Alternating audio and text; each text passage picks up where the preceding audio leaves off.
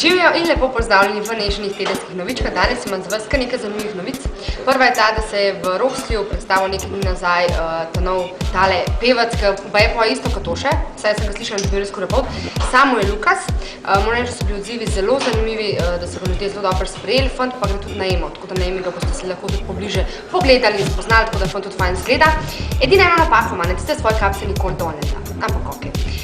Pred dnevi je bila pri nas v studiu tudi Ines, članica skupine Nexis, izdali so nov videospot z naslovom Luna in tudi oni grejo na emo in ne boste verjeli, žrebali so številko 1. In pa sem jaz malo vprašala, a nekaj tako bet recimo, ker številka 1, ker ponad gledalci, recimo jaz, če gledam emo, si prvih komadov skoraj več ne zapomnim, ampak ona pravi, da je ta komad nekaj numerološko povezan in da številka 1 mora biti in da je to idealno.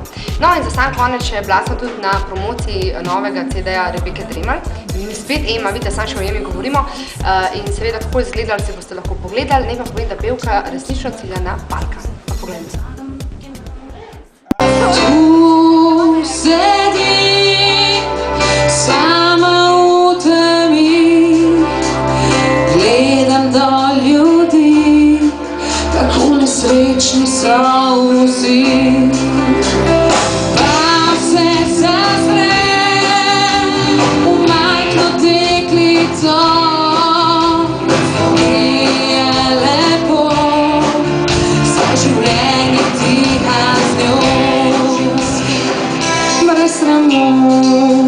Nisem gora iz ledu, nisem ženska, ki ne ve, kaj lahko in kaj ne sme.